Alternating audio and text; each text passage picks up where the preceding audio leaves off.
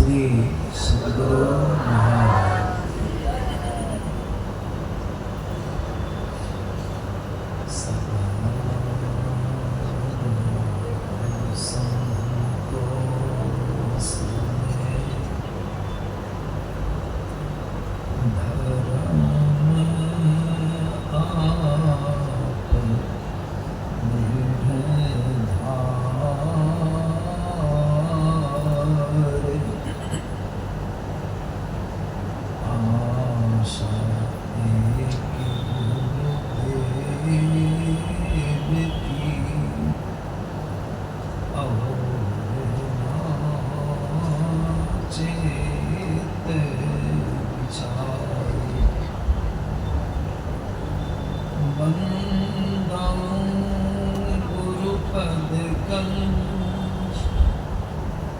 कृपा सिंधु नरूप हरि महामोतम कुंज जासु वचन रवि निकट महामोतम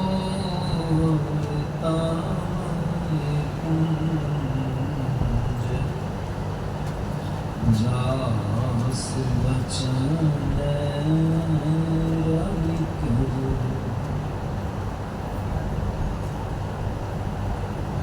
मंचस्थ पूज्य बाबा के चरणों में प्रणाम। बुद्ध मंगलमय साधु समाज धर्म प्रेमी सज्जन वृंद तथा माताओं एवं बहनों, पूज्य बाबा का बहुत ही दिक्कत से अस्वस्थ अवस्था में रहते हुए भी मंच पर पदार्पण हुआ है। मैंने संचालक महोदय से आग्रह किया कि बहुत देर तक फिर बैठने में और उनकी अमृत वाणी सुनने में भी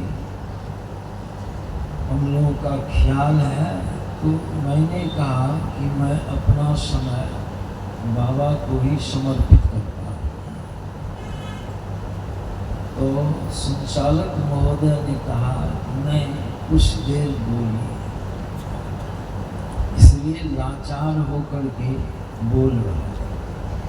श्री सद्गुरु, इसकी बड़ी आवाज उसको बंद करो। श्री सद्गुरु, अभी हम लोग जो विषय पाठ के माध्यम से श्रवण किए हैं वह तो संत मत का मूल विषय है। संत मत के सत्संग के माध्यम से ईश्वर भक्ति का प्रचार प्रसार किया जाता है। ईश्वर का स्वरूप, ईश्वर के संबंध में बिना जाने बुझे उनकी भक्ति कैसे की जाएगी। गुरु महाराज की वाणी में प्रवचन में पढ़े होंगे, सुने भी होंगे कि भक्ति का अर्थ होता है सेवा। भक्ति जो ठीक ठीक नहीं समझते होंगे तो गुरु महाराज ने उसको समझाया बहुत सरल शब्द में, सेवा। सेवा शब्द से सब कोई परिचित है। सेवा करते हैं, माता की सेवा, पिता की सेवा, गुरुजनों की सेवा, आए हुए अतिथि जो आते हैं उनकी सेवा। सेवा से सब तो परिचित है। किसी चीज की किन्हीं को आवश्यकता हो उसको पूर्ण कर दीजिए, या उसकी क्या हो जाएगी, सेवा। कुटुंबी लोग आते हैं द्वार पर, उनको जल देते हैं, पाँव पकड़वाते हैं, बैठने के लिए आसन देते हैं, जलपान भोजन आदि कराते हैं, थके मांदे रहते हैं तो उनकी चरण सेवा भी, देह हाथ भी दाब देते हैं, मल देते हैं, थकने को दूर कर देते हैं, सब उनकी सेवा। बहुत तरह की सेवा तो जानते हैं, जिनके बारे में इस तरह से कर देते हैं उनकी सेवा हो जाती है। अब ईश्वर कैसा है, ईश्वर कैसे हैं और उनकी सेवा आप करना चाहते हैं, कैसे कीजिए।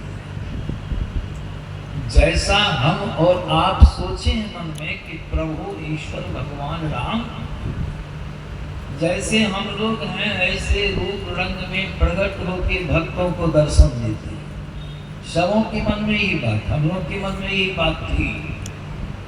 यही संतों के ज्ञान में जब आए तब मालूम पड़ा को जो भक्ति करते थे, जो सेवा करते थे, नहीं जानते थे, कुछ कर देते थे, तो नहीं कुछ से कुछ बढ़िया ही हो जाता। पहले हम चंदन लगाते थे दशहरा में, पार्वती कितने हजार की संख्या में नरका नरका ख्याल नहीं, महादेव बनाते थे, संत फूकते थे, समझे ना, बहुत तरह से पिंडा को नीपते थे, नहीं कुछ जानते थे, कुछ कर लेते थे। आस्तिकता थी, श्रद्धा थी, प्रभु तो सब देख रहे हैं, लेकिन अब जाने हैं तो उनका कैसे उनकी सेवा करेंगे, कैसे भक्ति करेंगे, ठीक ठीक जानबूझ के करेंगे तो समय भी अब बर्बाद नहीं होगा और सेवा भी ठीक जगह पर ठीक ढंग से हो जाएगी। कैसे है प्रमाण? तुलसीदास जी महाराज को तो पहले दर्शन हुआ चित्रकूट के घाट। सोचिए तो, विचारिए, हनुमान जी के माध्यम से कैसा दर्शन हुआ।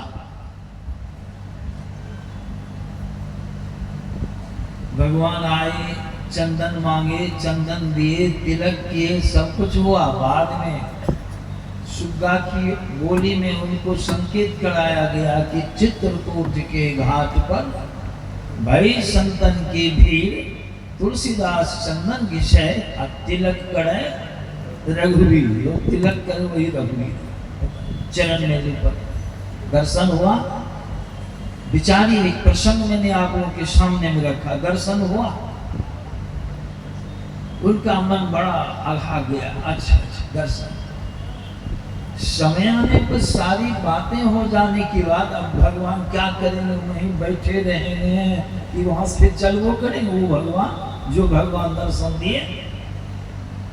और जब चलने लगे तो तुलसीदास जी महाराज प्रभु चल दिए, कहता आए हैं तो चलना जरूरी है, नहीं आते तो नहीं जाते, आए हैं चलना जरूरी, आगे जाए।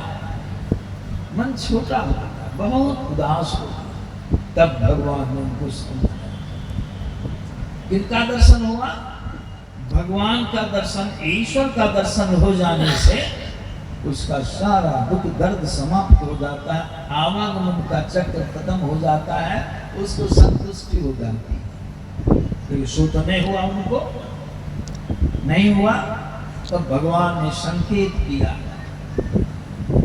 यह दर्शन दर्शन नहीं है, मेरा दर्शन तुमको नहीं हुआ, मेरे रूप रंग का दर्शन हुआ, यह मैं नहीं हूं। संकेत दिया गया साधन को, भक्ति को, स्वरूप ज्ञान दर्शाया गया। तुलसीदास जी महाराज ने यह भी दर्शन किया, और जब उन्होंने साधना किया तो दर्शन ही तो बाहर में हुआ, तो ध्यान भजन उन्होंने किया, स्वरूप में स्थित हो गए जब, अब जो दर्शन हुआ, अंतिम रचना उनकी है विनय पत्रिका। विनय पत्रिका उन्होंने अपना पहले वाला जो था ज्ञान अभी का जो ज्ञान हुआ, क्या कहना प्रभु, यही ते मैं हरि ज्ञान हमारी, भगवान को कर यही ते मैं हूँ, कौन भगवान है अंतर में आत्मदर्शन, यही ते मैं हरि ज्ञान कहते। तो कहते परी हरि हृदय कमल रघुनाथ ही, हे रघुनाथ, कौन रघुनाथ, देह रघुनाथ नहीं, आत्म रघुनाथ, आत्मा की आत्मा। परी हरि हृदय कमल रघुनाथ है, लेकिन मैं अज्ञानतावश बाहर फिरता रहा, बाहर फिरत विकल भय धायो, दौड़ता रहा, बड़ी विकलता बनी रही प्रभु, तुम थे अंदर में और तुमको हम खोजते थे कहाँ।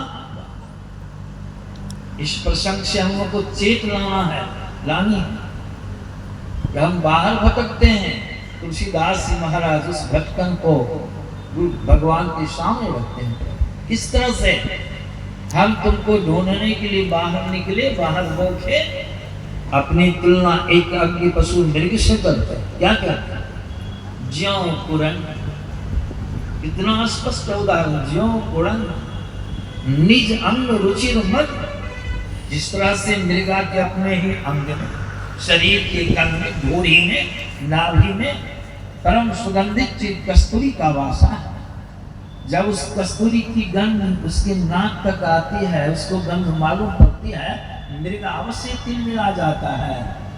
कहाँ सुगंध आती, खोजता है अज्ञ मृग, कहाँ खोजता है, खोजने में कसर नहीं करता है, मेहनत खूब करता है, लेकिन हाथ कुछ नहीं लगता है। हम लोग बाहर ढूंढते हैं कुछ, लेकिन हाथ कुछ लगता है। कैसे खोजते हैं, खोजता है, खोजत गिरी तरु लता भूमि और बिल, क्या मिल गई सुगंधी, भूल चूक से किसी को हो सकता है, लेकिन नहीं मिली, हम भूलते हैं।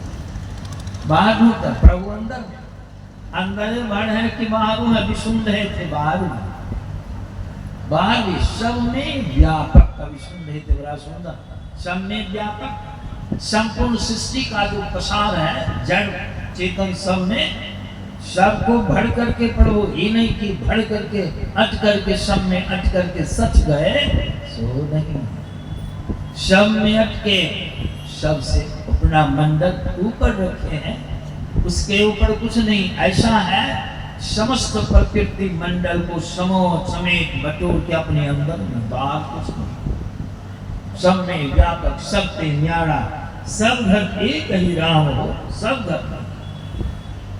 हम लोग क्या सोचते, तुलसीदास जी महाराज ने बालका में बड़ा सुंदर दर्शाया। हम लोग जो पूछते हाथ कोर पांव वाले भगवान हैं, तुलसीदास